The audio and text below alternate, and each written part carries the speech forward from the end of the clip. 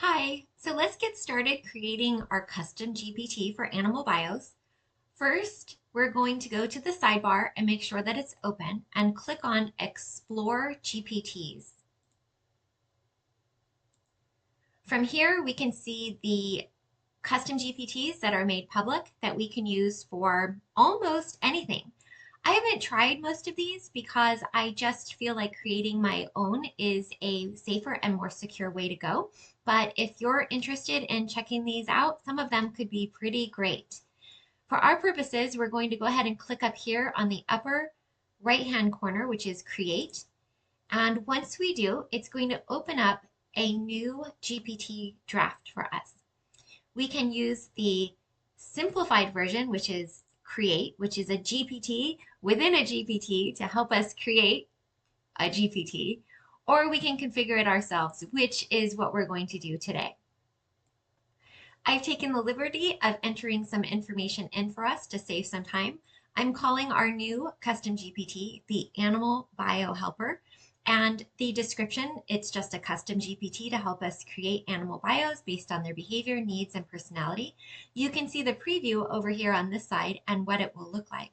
The instructions are where we put that prompt structure, OCI, OCO.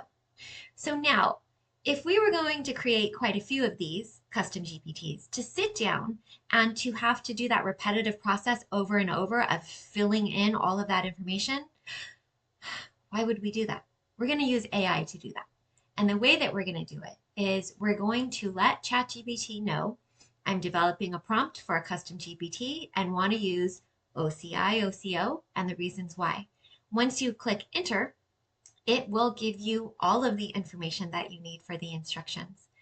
I just copied this, pasted it into a Google Doc, edited what I really wanted out of it, changed some of the examples, let it know what not to use, no emojis please, and some other information. And once that happened, I was able to paste that information in from my edited rough draft.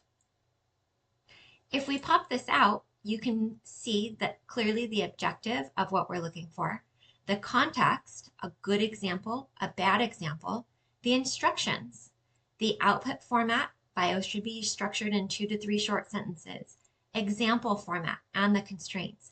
So it's all in there, including the summarize what the user has shared and get an okay before creating the bio. So now we're going to move on to the conversation starters. And here's where it gets really interesting. If you're creating this for a frequently asked question, you can put all of those questions here in these conversation starters and they'll show up for you. So when a caller or someone in the field asks a question that's a frequently asked question and you want to get the updated standardized answer, you can go ahead and click on it and it will provide the answer based on the information you give it. So where do you put that information? Here in the knowledge base. For the animal bios, we don't really need to put in a knowledge base, but for frequently asked questions or SOPs and any other information we do, you just click on upload files and it will take PDF documents. It will also take TXT documents, which I highly recommend. I've had a lot better results with the Notepad documents rather than a PDF, but you can use both and it works great.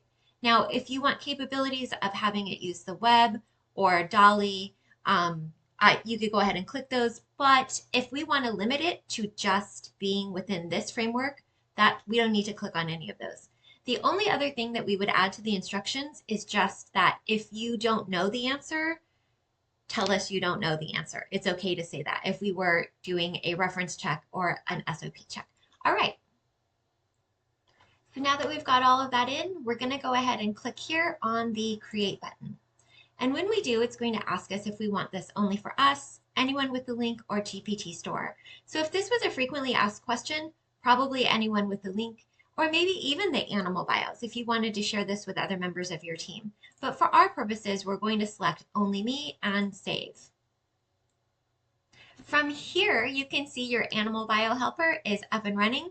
You can click on one of these bios and it will produce a result by asking you questions first. So if we're going to do a bio for a dog, It's going to automatically ask us these questions. We can provide answers and it can give us a great result.